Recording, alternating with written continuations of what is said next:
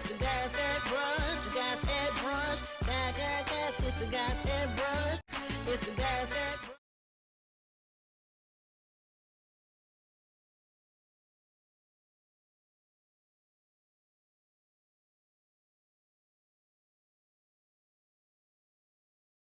Welcome to another episode of Guys At Brunch. I'm Sean Bradley. I'm Nicholas. And I'm Brandon. Alright, we have with us today, we have Philip and Justin, and we're going to get into an interesting conversation about Philip and Justin and their actual life and what's going on in their lives. So, you guys settle? Hello. Hey. This is Philip and this is Justin. Thank you guys for joining us today. Alright, so the reason why we have you guys here is because you both are HIV positive, and we wanted to get your intake on how you feel about that and how are you living with it on a day-to-day basis in your life. Because some people may assume that, you know, you wake up every day and it's like just hard to deal with, and it's in the forefront of your mind every time. So how do you guys deal with it? And Philip, you want to go first? I was talking to Justin. I'm sorry. I'm like, oh, Philip. Say at me like, okay, Justin, you want to go first? Sure. I mean, at first it was really, really hard, and that's the first thing that you always think about sometimes when you wake up and you're like, I'm HIV positive, shit. But then as time goes on and you take control of the situation and you take control of your own health, that is when you are empowered and you kind of don't think about it as much as you did. But what I did was I came out with a blog after I had to go on medication called Justin's HIV Journal. And through that is when I kind of found empowerment within myself, if that makes any sense, and then also helping others dealing with the disease. Okay. Technically, I'm not HIV positive. I have AIDS. Okay. It's different. It's more, for me, is taking care of myself. Okay. And it's, when you wake up in the morning, it's still like that for me sometimes. And it's because being where I am in life, it's like everything and everyone is more important to me now. More important is getting my joy back, getting a whole bunch of things back that I thought that I had already. But it's like, I have it, like you have your blog. It's just, for me, it's just, I have my music. Okay. And sometimes, like, I love jazz, and I listen to jazz all the time. It calms me, it takes me away from the situations that's going on.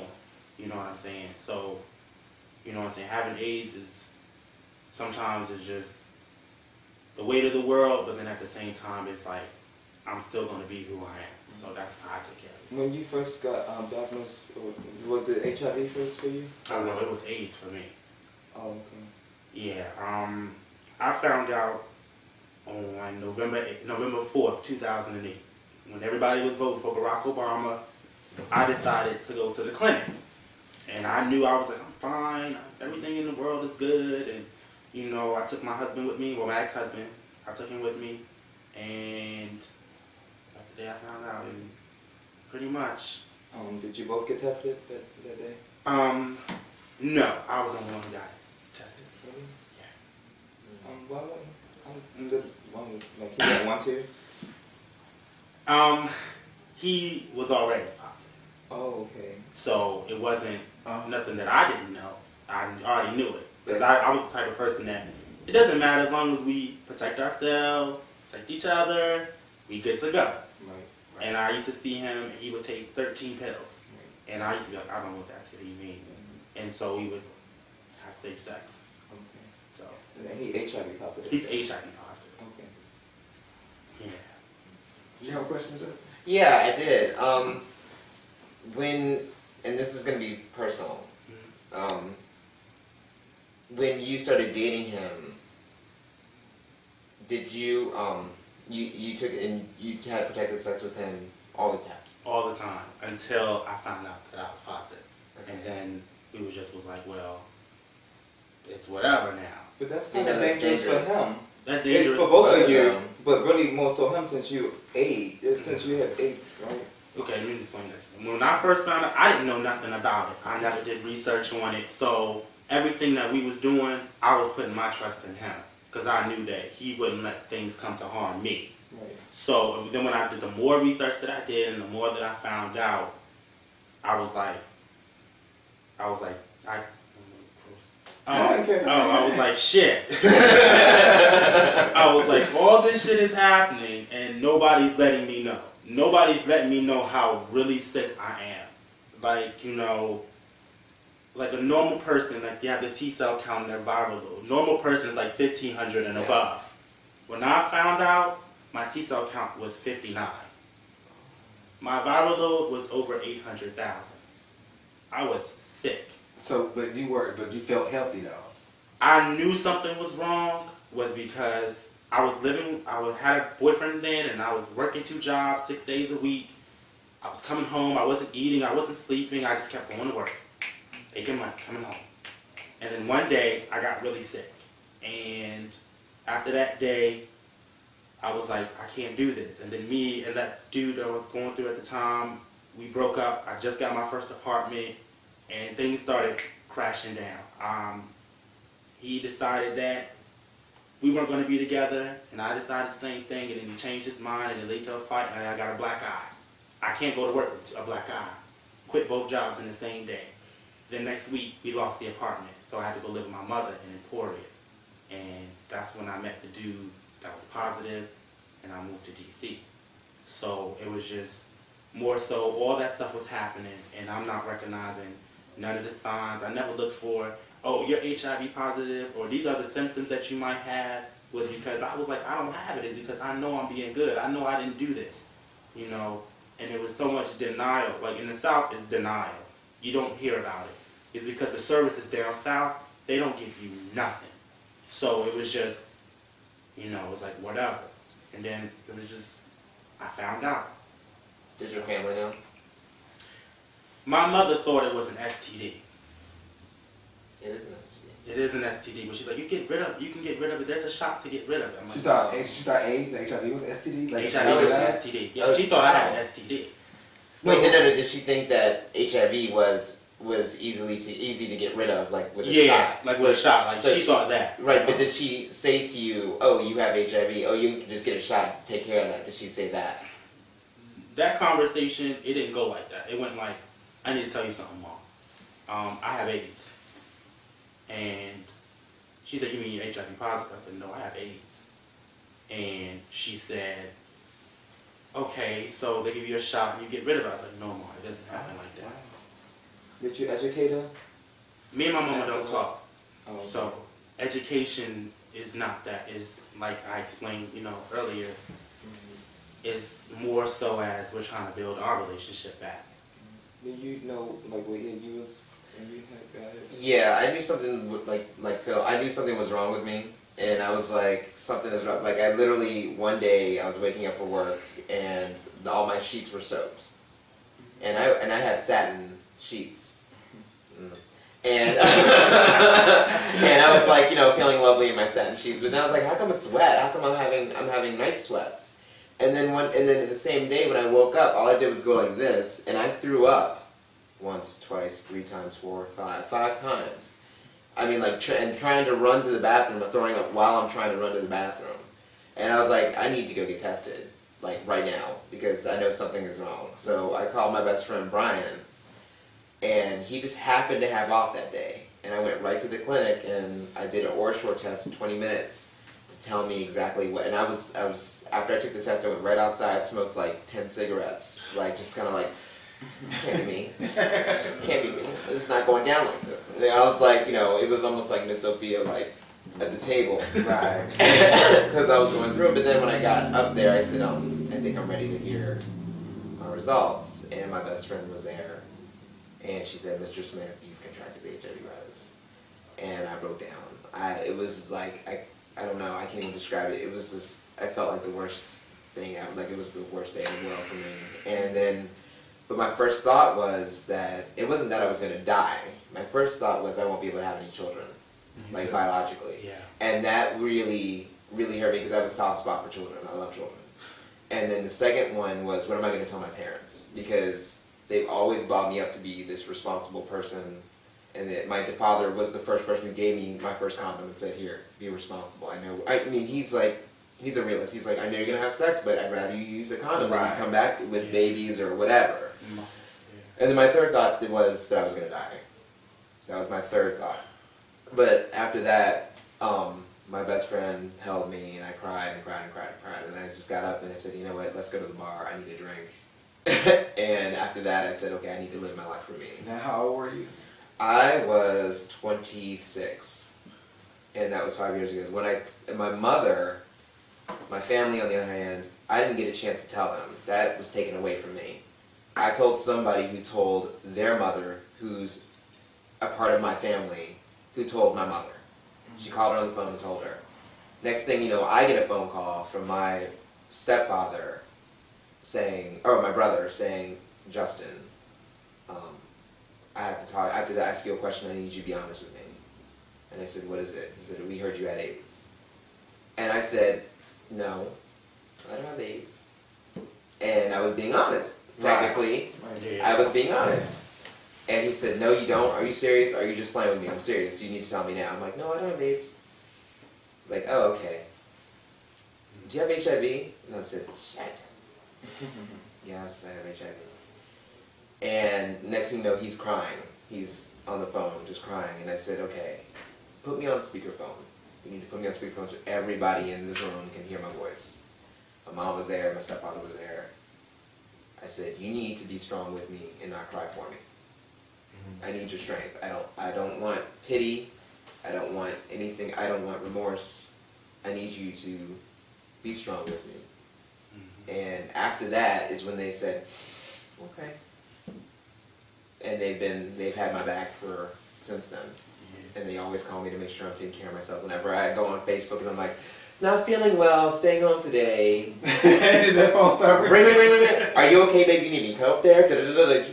Phil got you. Phil's my husband, but they're like, is Phil with you? I'm like, yeah, everything is good. I'm just under the weather. I'm not falling out in the hospital, whatever. It's okay. When that day comes, if it does, you will know. So after dealing with that, once you deal with it and you, I guess, come to terms with it, like, once you go back out into dating, how does that? Oh, my goodness. It's hard. It is so hard. I mean, people like talk about dating like, oh, I can't find a boyfriend, I can't find a girlfriend. I'm like, try having HIV and trying that. Right. I mean, it is really, really hard. And so I kind of get tired of people bitching. And I'm like, okay, yes, I'm married now. And, I'm not in the dating scene anymore. But, like, the thing is, on top of that, I was HIV positive doing it. And I had to be honest. Like, I was honest from the beginning. And so there would be no qualms about, like, okay, honestly, you want me. And this is what you have to deal with if you want me. If you don't, you don't. Go on to the next person. I was strong enough, though, to have that and be okay with that. And just say, fuck it. If you don't want me, then fuck you. Now, is your partner HIV positive? I'll have to ask you to ask him. Okay. I got you. How was dating? It was hard for you, too? When I found out, I was with someone. So it didn't hit me. I was like, I'm going to be with this person. I kind of gave up and I was like, well, I'm going to just stay with him because he's HIV positive. I'm good to go. And when we broke up and I went out my first date, I was scared. It was just like, like, oh my goodness, I hope we don't have sex. And it's just like, yeah, I'm horny. Like, oh yeah, I'm going to get me some. I've been having sex with the same person for a couple of years now. I want something else. But at the same time, it was just, I'm honest about it. And I'm like, look, and before we go any further, I have this. And one dude punched me in my face. Another, yeah. I didn't say I had AIDS. I did not say that. I just said I had the virus. And he punched you in the face? Yeah, he punched me in my face. He was mad because he was like, man, I wasted my time. And this was like the first No, date. that would have been like after you had sex. But after you got down and everything and been dating for a while. You guys didn't have sex yet? We didn't have sex yet. It was a nothing. couple dates. It was just a couple of dates, and I thought he was a nice guy. And No, less than a month. Where did you meet him? I'm sorry. I'd rather not disclose that information. Okay, I understand. So we talked about it, and he was like, man, I'm sorry. I'm like, it's okay. And so the next time, each dude I meet, I tell him, I'm like, you know what, this is the deal. It's because you will not, I repeat, will not come back to me and say, you gave this to me. And then because you hear it so much and you're so scared of it. It's just like, like for me, I would rather have sex if my viral load is undetectable than have copies of HIV in my blood. It's just like, that's how I am. it's like taking care of myself. It's like it's always been up and down with me, up and down. 2009 and 2010, I was in the hospital 5 times. I kept going in and out, in and out, in and out, in and out, in the bed for 3 months. In this, in that, in this, in that. And so getting back out into the dating scene, it's like I want to be with someone who can handle that. It's like HIV is unpredictable. It's like a very unpredictable virus. And the more that you think about it, and sometimes it's like he said, like the first thought that I had to come to mind was like, I want children. I really did. I wanted at least 3 children. I wanted my husband to be by my side. I wanted so much for myself. You know, and it just was like out the window. Like his family was behind him. My family isn't. They call every 6 months, say, hey, how you doing? What's going on with you? Are you feeling okay? You dated people that was negative too, right? Yeah, they was cool with it. They was cool with it. One dude, he was really cool with it, but you know, they might be cool with it. Yeah. But on the inside, it's just like, oh, I'm not going downtown. I don't want to do this. I'm afraid of this. I'm afraid of that. But it's like the more that you educate yourself, do you know that you can suck dick and put a condom on it. You can suck dick and put a condom on the dick and suck dick. That's protected. Right. You're not going to get anything. And the likelihood of passing HIV during oral sex is highly unlikely. Highly. And then on top of that, I love it when I hear my friends call me that are positive about dating, and they're like, okay, I told this dude and he can't, he said that he just can't have sex with me because I'm positive. Yeah. And I said, well, okay, I understand that he's afraid and he doesn't want to get HIV. I don't want anybody else to get HIV. I understand, but he's probably already had sex with somebody who's positive who just didn't tell him. Yeah, right. And the thing is, in this area, Baltimore, D.C. area, that happens all the time. And a lot of people come back at me when I state that. They're like, well, I can count on my hand how many people I've had sex with. And I'm like, well, that's good for you. That's really good. I'm glad you can say that. But I'm saying for those others that do have casual sex, which is the majority of men. I'm sorry to say this, but it is. Don't be sorry. I mean, I'm just saying it to the people out there. I'm sorry to say it, but it's true. But like, the majority of men do on occasion have casual sex. And I'm like, these men that do, it's highly unlikely they've already had sex with somebody who's HIV positive who just didn't tell them.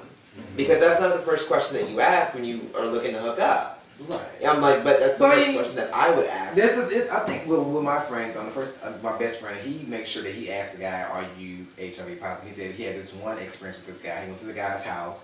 And he said, something just told him, he's in the bathroom, I was in his bathroom, something told me just to ask him, is he positive? He didn't look at his message. Oh, he didn't? He said, because I would be pissed if somebody came to my house and looked in my medicine cabinet. I would be like, it's time for you to hit the road. Right. How would you know that? Right. They say I found it, but he said the spirit, something in my spirit told me to ask him, is he positive? And he said, he asked the guy, are you positive? And the guy was like, yeah, I am. He said, now that you asked me, I cannot lie to you. I have to tell you that I am positive or whatever. But had he not asked him, he was stuck with that guy, and the guy would have known. Right, he would have known anything. So I would say this. I think there's like a big difference between like when you're positive and your casual sex and dating is because I know people who have the virus, and I know that some people that are sicker than me, and they're mad at the world, so they just have sex with anybody, unprotected. They're like, I have it. I have. My best friend has HIV. He does that. He sleep with people unprotected. Don't tell anybody anything. I'm me and his mother are the only people who know he has it. And he sleep with you unprotected? No. Do your friends watch this show?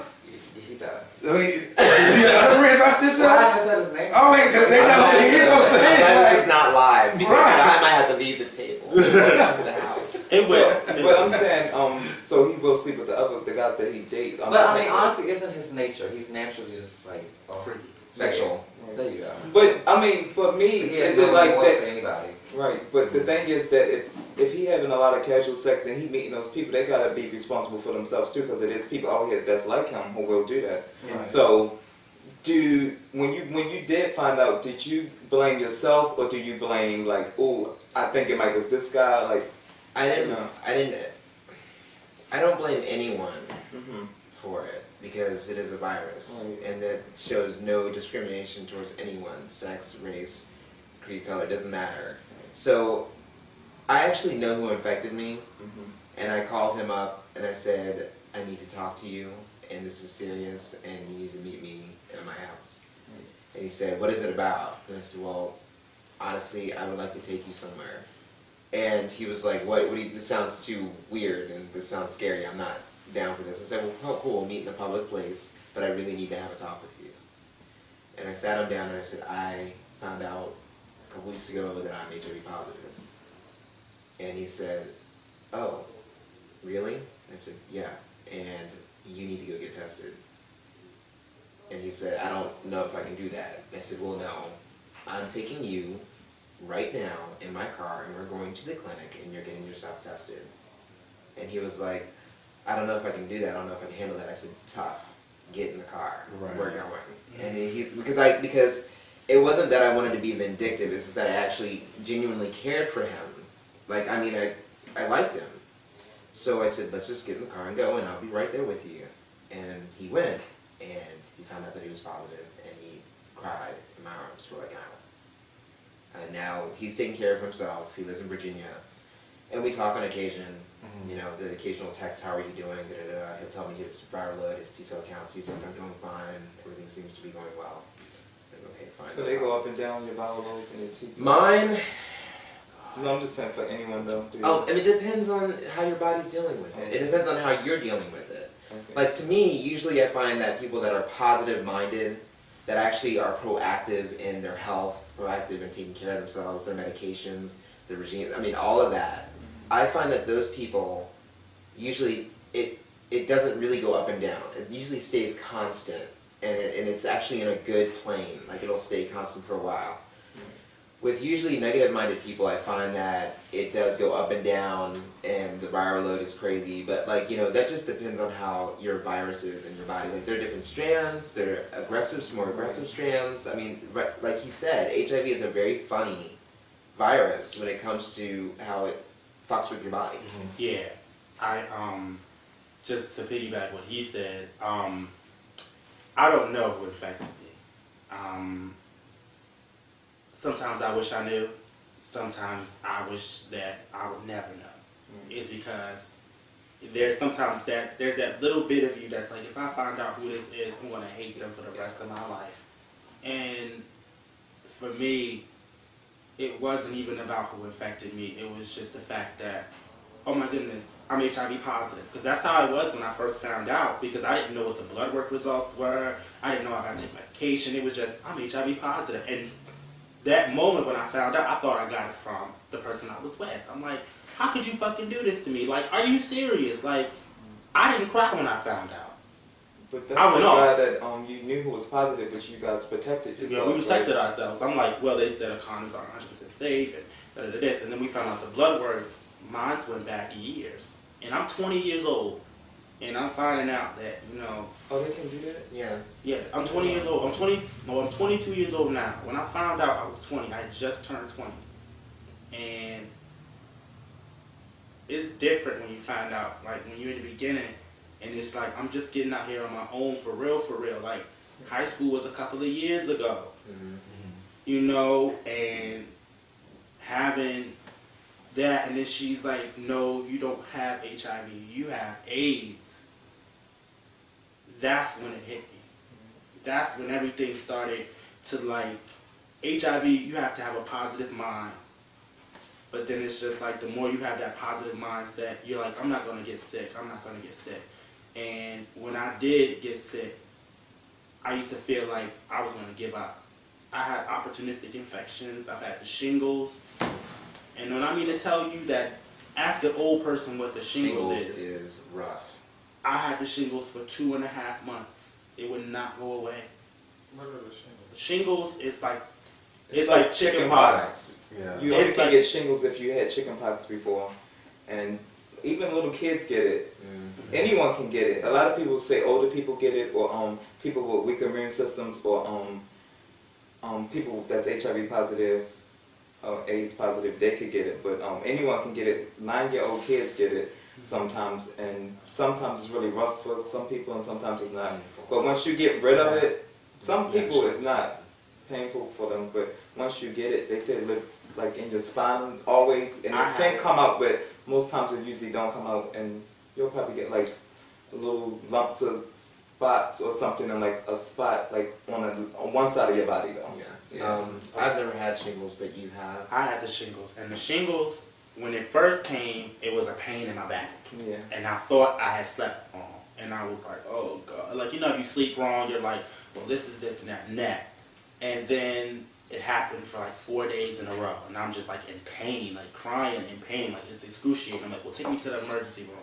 I get to the emergency room, I lift up my shirt, and right here, there's all these little pus bumps right there. And I didn't know what was going on. The lady was like, sweetheart, you have something called, they don't call it the shingles, they call it herpes zoster. And I'm like, what is this? She was like, you're HIV, da-da-da-da, that means you have another opportunistic infection. And I'm like, they put me on Valtrex, and then the thing was that as the days went by, it started spreading. And it spread around this whole band. Oh, it did? I didn't know that. It's a nervous band. Like, you know how chickenpox, you get it all over your body. Right. With the shingles and herpes zoster, they hit a nerve band.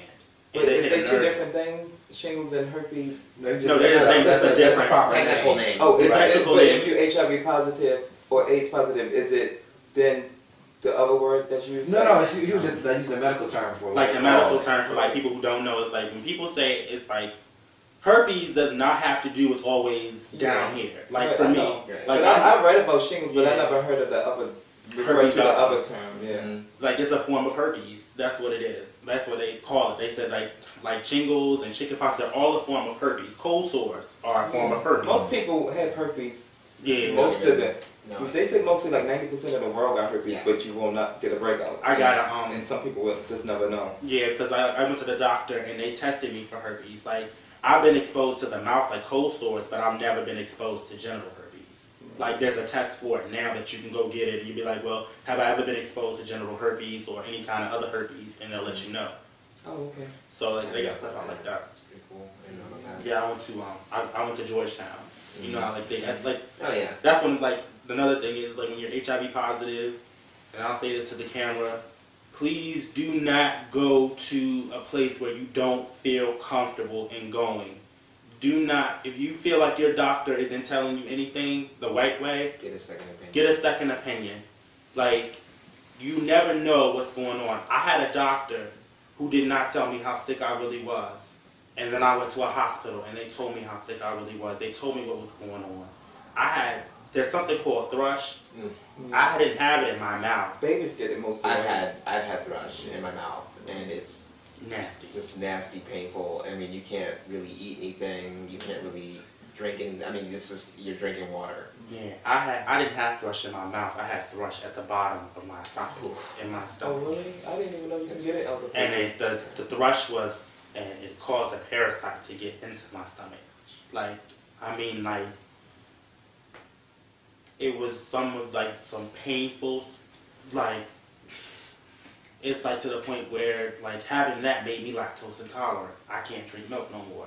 I can't have stuff with milk in it or anything. And it's like, it's a common thing with African Americans, when people are HIV positive, you find out a lot of them are lactose intolerant. Most African Americans are lactose intolerant. Yeah. Yeah. Anyway, when you have HIV on top of that, It makes it makes it even worse. Like me, I could have, like before I was HIV positive, I used to drink milk all the time. Yeah, I did too. All the time, like ice cream, milk, anything with dairy in it, cheese. But now I'm lactose intolerant, but it isn't bad. Like I can have pizza with cheese on it and be okay. Right. But like milk, can't do it. But it has to be soy milk. I drink lactose free milk. I drink like the lactate, and it's like it's expensive, but I drink it. I'm like, I can't live without my Frosted Flakes. Yeah, so. I mean, I need it. Like I'm on my kicks. I need them on my kicks. Yeah. But my best friend, only person who knows me is his mother. Now, do you feel like if you get HIV or AIDS, you should tell your family and friends? Ooh. Do you think that's something that's therapeutic, or? Do you want to go for it? You'll go first. Yeah. I would say this. Tell them if you want to tell them. If you feel as though that you are strong enough to handle the decisions or the statements that they're going to say, then go ahead. I thought I was ready for what my family would tell me. This is an important message.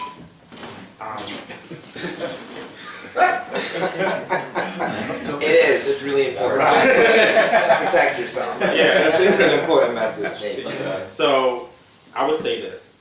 Thought I was ready for what my family was going to say. And inside, till this day, I wish I would have never said anything.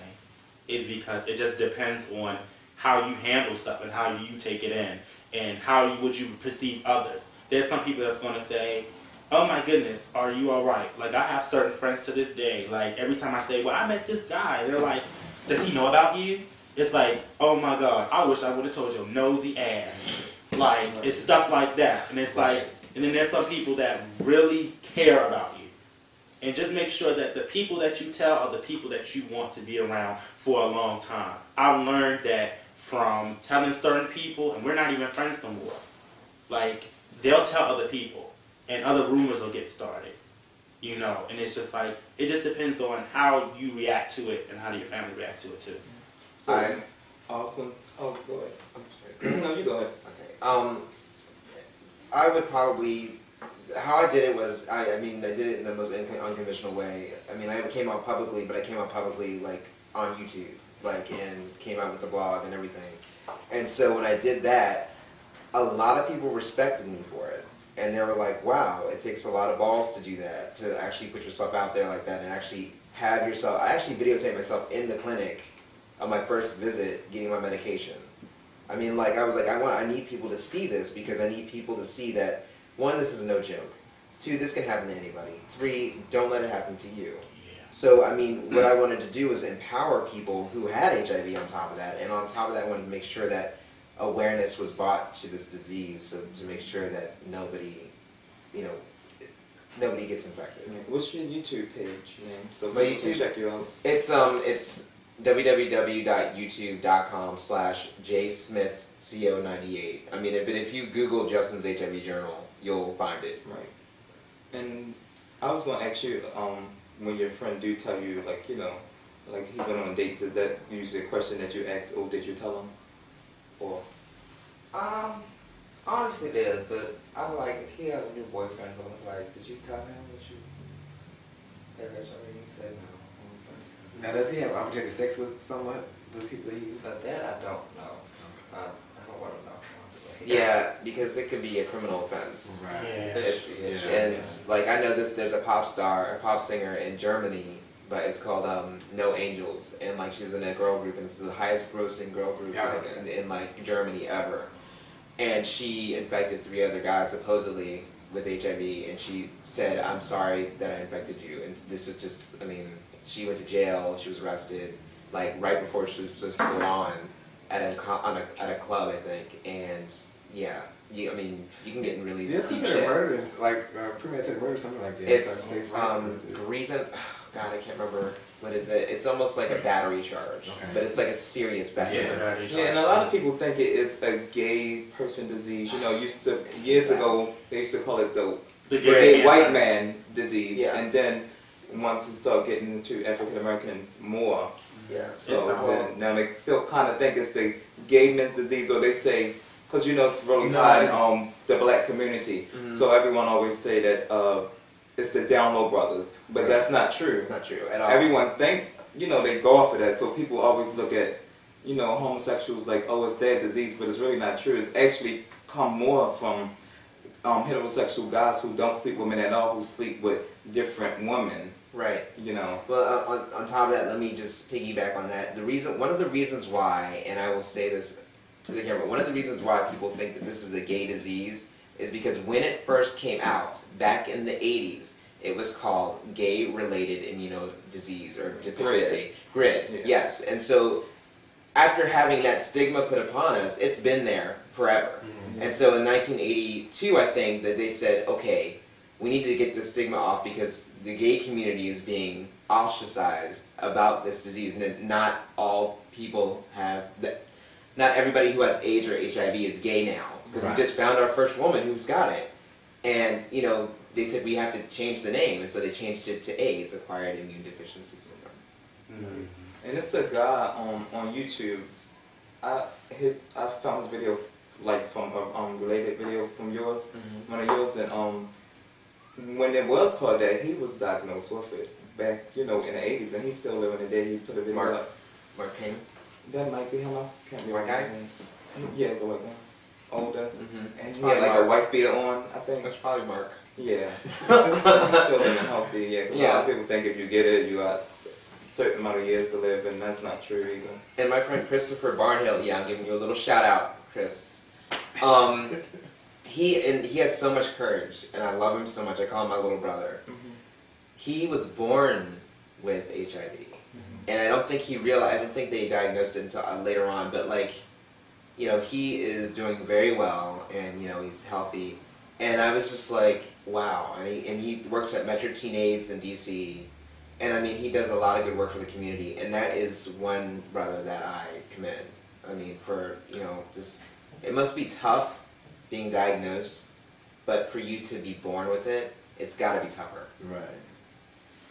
What do you think that's what we doing in our community, that not just the gay community but the black community, that we lack, that it's getting, the rates are getting so high up there? I think that a lot of it is the mentality that it is a gay disease. And the thing is, on top of that, with the bigotry that a lot of gay people, a lot of black people in the black community have, they automatically stigmatize HIV as being a homosexual disease. And of course, when someone's a homophobe, on top of that, when you have them spouting that out that like at church, the Mount Calvary Church in DC, who I can't stand, when you have them shouting bigotry like that, how is our self-esteem supposed to be where it needs to be for us to protect ourselves? Because if we don't have self-esteem within ourselves, we won't protect ourselves at all. They're not educating themselves either, because they're such homophobic that, well, I can't get this, I'm not gay. Right. They're not educating themselves about it either. Yeah. So.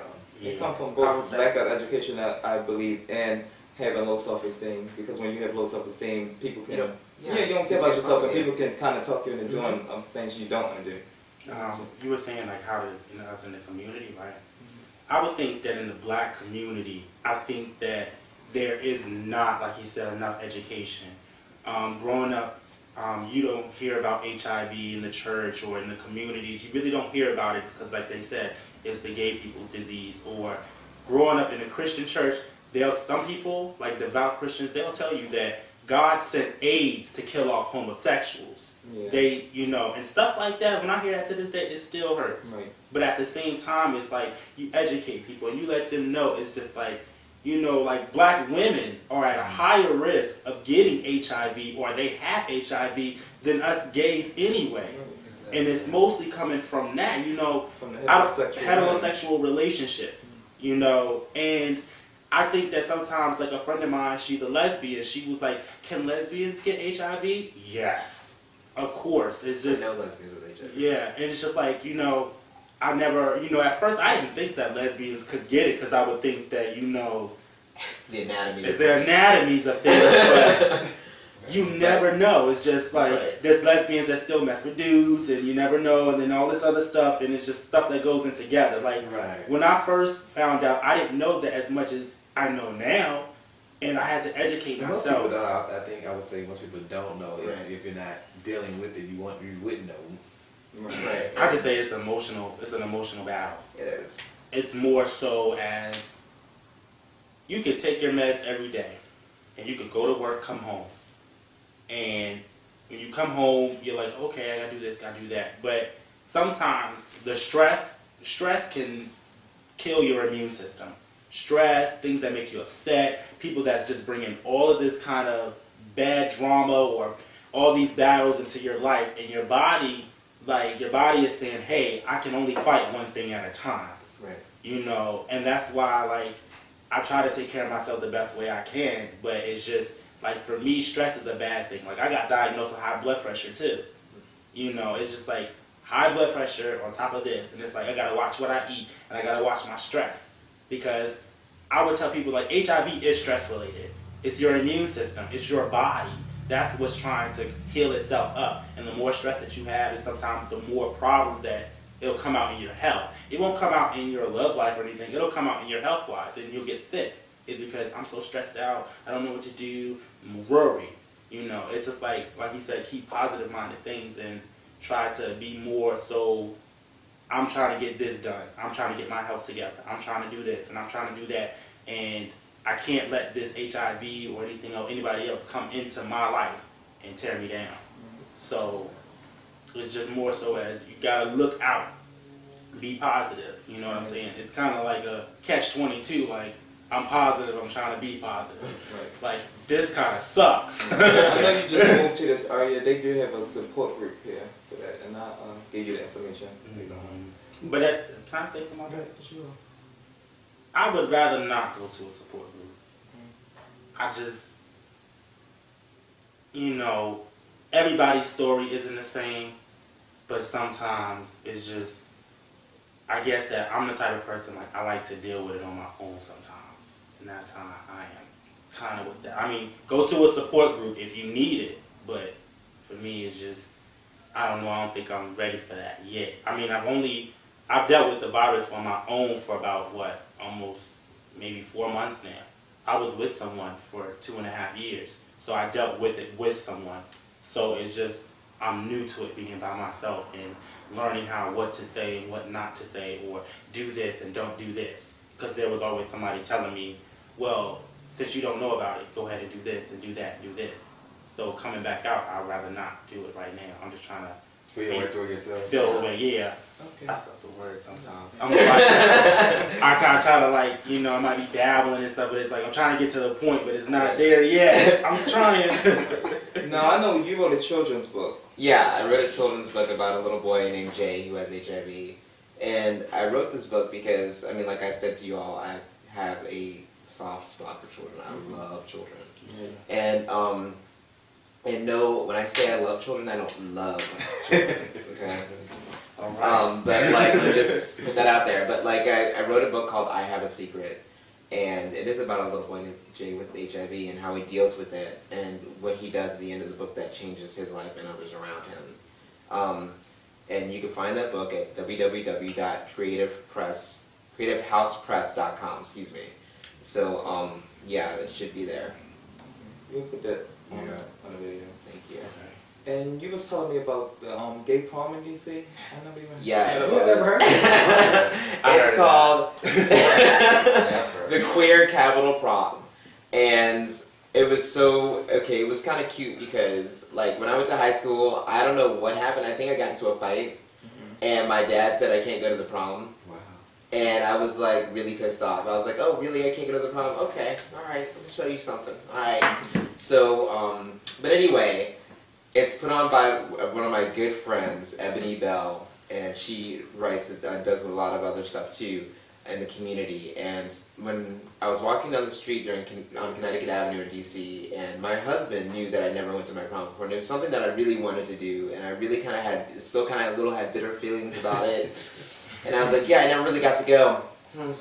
And I would cross my legs and be like, fine, whatever.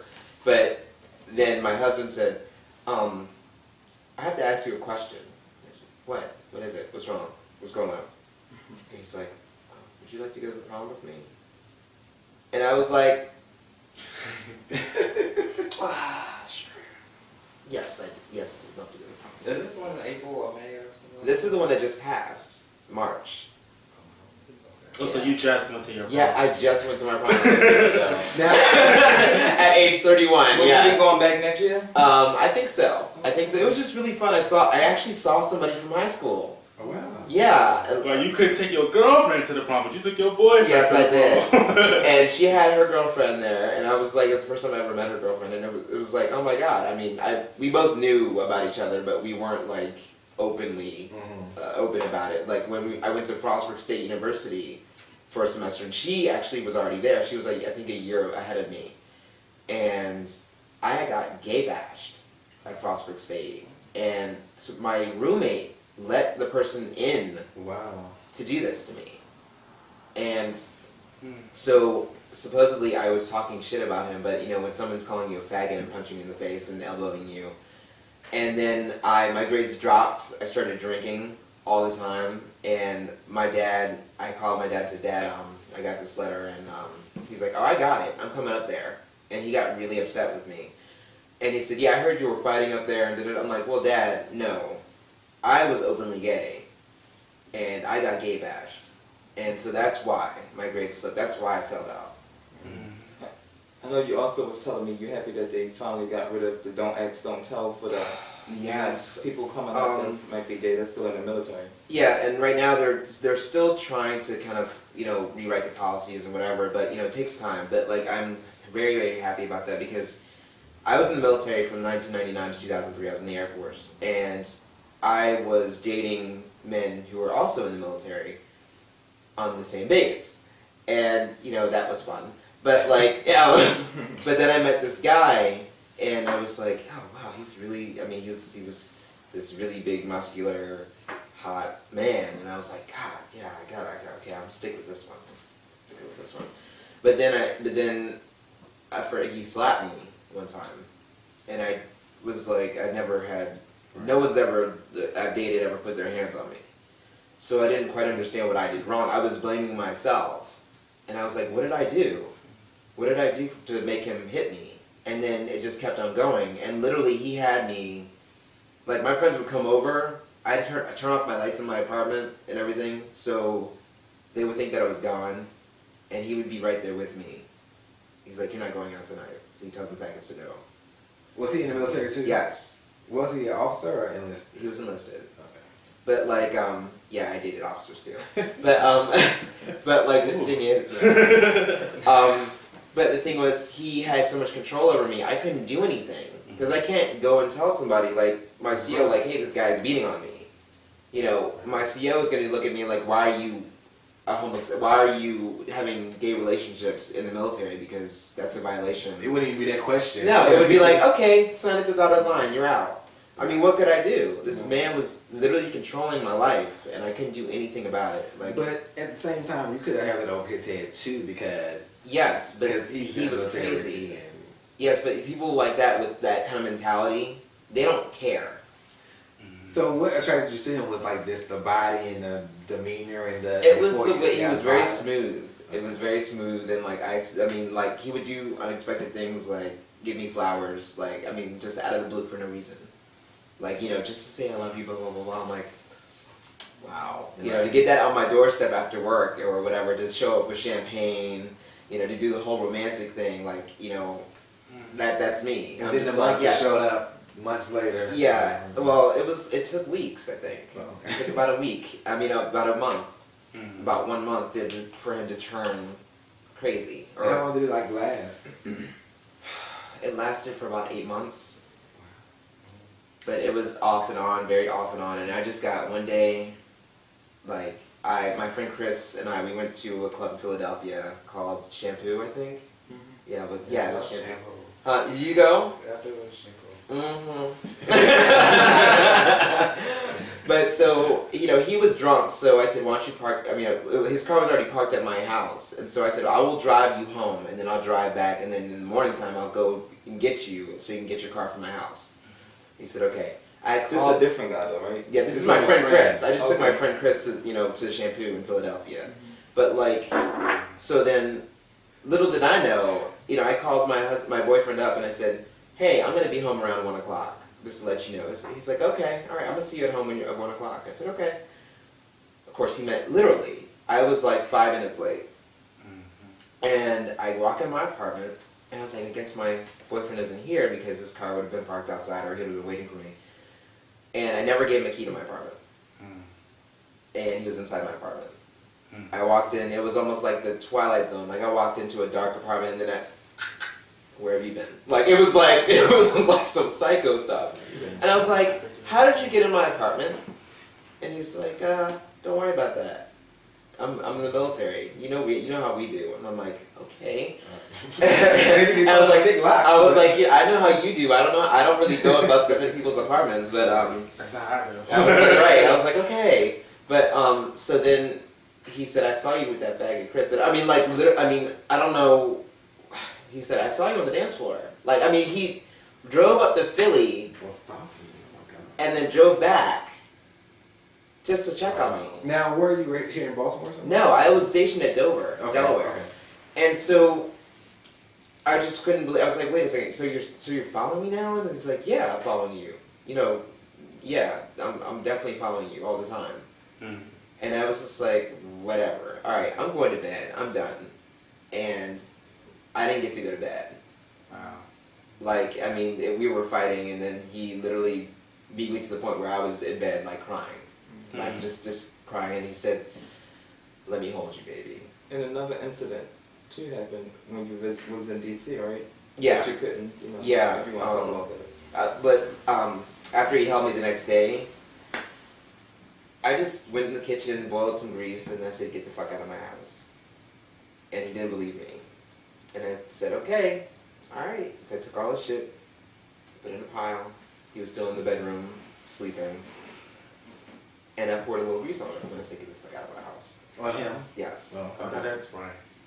Well, we was like, okay. I'm done. Right. I was like, I'm done. Mm-hmm. And so when he was getting his stuff, he knocked the pan out of my hand, but he was off balance. So I literally pushed him through a glass screen, the front door of my apartment, because it was an outside apartment. Like you were outside, the door was, you know.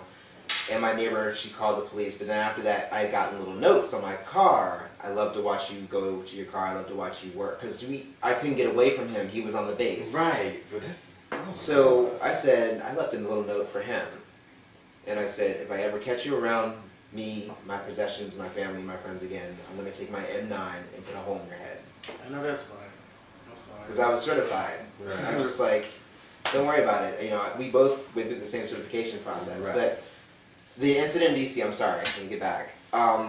Yeah, actually, I was in the military, and this is after, you know, that whole incident, after the abusive relationship. Got into DC, I went on a date with this guy one time. And I can tell, you know, when you go on a date with somebody and you're like, this is not going to work out. And you just kind of say, okay, You just ride it out. let me delete the number, you know, it's not going to work out. No, delete the number you keep, so ignore the call. Blacklist the number. Right. So, it don't take but a click away. yeah, Talk to exactly. somebody. So he saw me after the club was over. I went to the club 501, I think it was, and it was on Florida Avenue. This was years ago. Okay. Yeah, I'm sorry. I have to remember that. I think I'm the oldest person here now, but it was a long time ago. And so he saw me getting in my car, and he's like, "Hey, Justin, what's up?" I was like, "Hey, man, what's going on?" You know, we were still cool. And he said, "Well, you know, I'm kind of hungry." He's like, "I want to go to Denny's. You want to go to Denny's?" I'm like, "Hey, I'm kind of hungry, but you know, sure, fine, whatever." So I was like, okay. So we got in the car, and he's like, "Oh, just, you know, can you drive to Southeast for me because I need to get money out of my house?" And I should have known something was up. I'm like, "How come you don't have money and you're out at the club? And you want to go to Denny's And you want to go to too. Denny's after that? Did you expect me to pay for this shit?" I was like, oh. I'll just meet you there. Oh, yeah, right. No, I'll meet you at there and I'll be at home. Exactly. Right. So we got to this. I noticed that it was kind of dark, and this is not where he lives. And I was like, "Why are we here?" He said, "Hold on, let me go get something." And I said, "Okay, fine, no problem." And he got out the car, and then he got back in the car. I don't know what he did. Next thing you know, he tells me to drop my pants. And I'm like, yeah, right, okay. I thought we were supposed to go to Denny's. You know, that was my thing. He's like, no, drop your pants. And I'm like, no, I'm not dropping my pants. And then, like, out of nowhere, he punches me in the face. And he starts to beat me up. And then I fight back. Okay. But then he pulls a knife out on me. And then he says, drop your pants, or else I'm going to kill you. And I had to. So have you seen him since? We're going to get to that. Okay. Yeah. So he raped me in my own car. And then actually someone had tried to break into my car, and so the rods were off. So I had to go, when I got in my car, I literally had to leave the doors unlocked. So I had to take everything that was expensive out of my car. So if somebody did actually go into my car, they wouldn't see anything expensive. So I had to leave the car unlocked though every single time that I went, because I just didn't want to get it repaired because I was lazy. But so he grabbed the keys and said, "Get out the car." And that's what it. I think that's when I really feared for my life, is when he told me to get out the car, because either he was going to steal my car or he was going to kill me. And so I said, no. And he's like, the motherfucker, do you see this? And I pointed at you. I said, yeah, I see it. I'm not getting out the car. And he said, fine, I'll just make you get out the car. I took the keys and went on and got out the car to go around the car to come get me. Well, he didn't know that my rods were already broken, so I just locked the car. And so he couldn't even open the door. He's like, what the fuck? And so he tried to put the key in the door. So I pushed the door open on him and made him lose his balance. So then I tried to grab the keys from the door, and he grabbed my hand, and then we started fighting over it. And he bit me on my hand. And so I kicked him in the balls. And I ran. And I must have looked really crazy in Southeast running from this car. Running from this car, and literally my clothes had been ripped off me. Like, I was just running and running and running and running. I was knocking on doors, but in Southeast DC, at 2 o'clock in the morning, I could have got a bullet in my head for knocking on people's doors, Yeah. So then I saw him running towards me, running after me, and I ran, and thank God I was in track. In cross country, we use those skills, and I got to a metro bus, and I told the driver, I said, I've just been raped, and I need to go to the police now. And he said, it's on my way, I'll take you. So I got to the police station, and the way I was treated was fucked up because they thought that I was on drugs, and I was just really, I had just been raped. Right. I'm sorry. It might look like I'm on drugs, but I'm not on drugs. And the police literally questioned me. It felt like hours. And I just was like, you're questioning me and you're making me feel like I did something wrong. I'm like, there's a guy out there, and his street name is Brown Sugar. And, he raped me, and I tell them the story, and, they said, tell us again. I told them the story again. And then I called my friends, and they came and picked me up, and I went to Howard University for a rape nurse, and it was an awful feeling to actually have to go into a rape nurse and have her do, a swab, and then take pictures, and then, it was just awful. But then I saw him again, and this was last year. I would have ran his ass over. I wasn't in a car. I was actually leaving my place of work. Okay. I would have beat his ass up, but I would have got jumped. Yeah. I said, excuse me, everybody, you see this man, he's a rapist. I would like to put a white girl on him. Yeah. I'm going to have a BS. Right. But, I saw him outside, and he said, Justin. And I was like, who the hell? And then I turned around, and there he was, and I was frozen. I just was frozen, and my body started trembling. When you're about to fight? My body started trembling, and I was like, okay, I'm gonna lose it. And he said, yo, man, I just want to say, I don't give a fuck with you. Literally, I blanked out. And I said, I don't give a fuck what you have to say. And all those feelings that I had deep down came out. And I said, if I ever catch you near me again, I'm gonna fucking kill you. I don't care. And then he said, no, man, well, I just want to say what you're doing for the community is great. And I'm like, what? And he's like, well, yeah, I've read your stuff. And I'm like, you read my column and all, he's following me.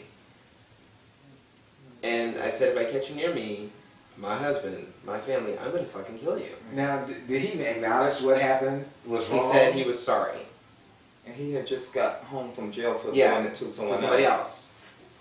But you couldn't press charges. Yes, because I was in the military.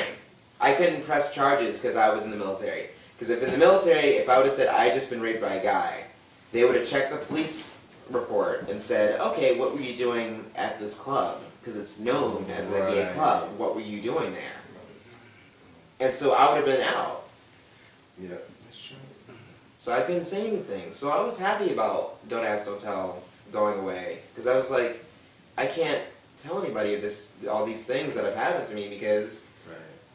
And who would have thought that you would experience domestic abuse as a man? You never did another man. Yeah, a lot of people. And Passion Marks, my friend Lee Hayes wrote the book called Passion Marks. It is about that. And it was, I was just like, oh my God, this is me. But it's not. But sometimes in relationships, domestic violence is not always physical abuse. I suffered verbal abuse. Yeah, it doesn't have to be physical. I suffered really bad verbal abuse. You ain't shit. You're gonna die anyway. You're not gonna live to see 30. Your mama doesn't care about you. That's why she gave you up at birth. Who the fuck you gonna be with? Anybody else? It's No. time to get out. Yeah, that's. And I took it all in was because I didn't have nowhere else to go. I didn't have nobody else to talk to. Nobody else believed in what I was trying to do with my life.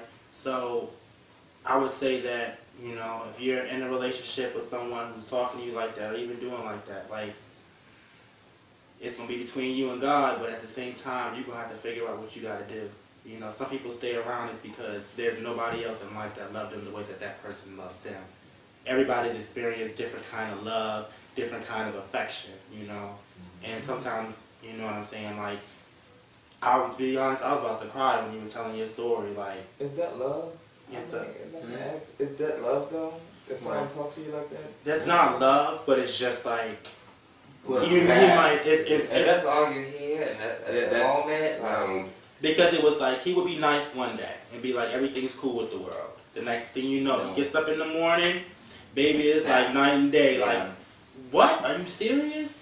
But it's like sometimes we have this mentality as gay people, and it's like we kind of settle for the person that we're with is because some of us want love really bad. It's like, he might say these things to me, he might do these things to me, but at the same time, I still love him. I I still wouldn't say care about that's gay him. though. I would just say that's just. But I'm saying though, like, general. I've always thought like, you know, gay in general, yeah, like in the gay yeah. community, you do see that a lot. You really see that a lot. You see it a lot about people wanting that love that they can't get nowhere else. Right. And then we settle for, And then go back to that low self-esteem. Yeah. We'll put up with so much Right. from low self-esteem. But I think we're getting our own way at times too.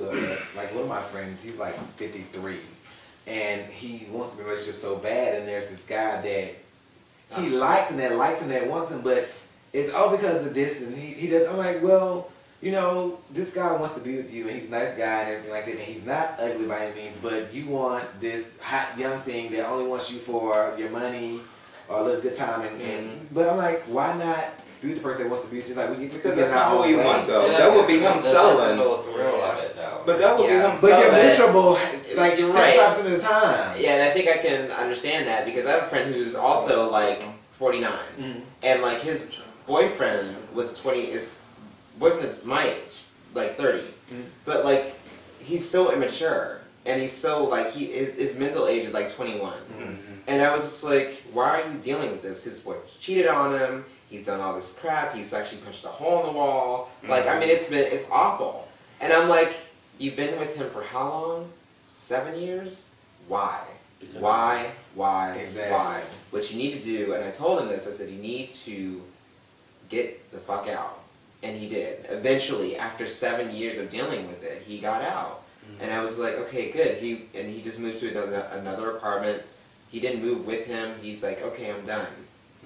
But like it took him 7 years of his life, and I'm like, you know what? If I would have maybe felt my life was wasted for 7 years. Exactly. Sometimes I would say this, and I've been in that situation. I was with someone for like a year, and he cheated on me all the time, and I knew, but I still wanted to be with him. It's like maybe that was there to teach you a lesson about other things that might come along, or situations that, you know, like I know that there might not be people that believe, but sometimes God put things there for you and makes you realize that, hey, I'm teaching you this lesson. It might be for 7 years, but the next dude that comes along, you'll recognize the signs, you'll recognize what's going on, so that you can say, well, I love myself enough to know that I can move on past this, or I don't need you in my life, you know? Right. It might be stuff like that. Maybe it's just like a building block from 1 year to the next. Maybe last year I didn't know something that I knew this year, so maybe that's why. Because I have a conversation with my boyfriend, and I'll say, and he does say like relationships are hard. And I say, well, relationships aren't hard. I think people just make relationships hard. It's it's like you're getting in your own way. It's like, you know, we're adults. We can sit down, we can talk about something. We might not agree, but if we can agree to disagree and move forward, it's fine. But I think a lot of us just like the conflict and the drama. All right, so that is our show for this week, guys. I want to thank Philip and Justin for coming and sharing their story with us. Thank you guys so much. It was really good. I almost like started crying and tearing up a couple times when y'all were both talking. So, you know, it's very, and HIV and AIDS is very serious, and you shouldn't take it lightly. And it's not just a gay disease. as people will have you believe. Exactly. Fuck the stereotypes. And make sure you educate yourself, and make sure y'all pick up Justin's book. Where can they find it again? They can find it at www.creativehousepress.com. And thank you both for coming. Did you have anything to say? Yeah, I wanted to say thank you guys. This is the first time I've ever talked about, having what I have. And y'all don't know this, but for me, it was like a release. So, and make sure you get tested. Get tested. It doesn't matter if you're scared. Get somebody to go with you. Ask a social worker. They have home HIV tests. They're not supposed to do it, but, everybody has their own little ways to get into a test. So make sure you get tested. Thank you, guys. All right. Thank you guys. Make sure you check us out.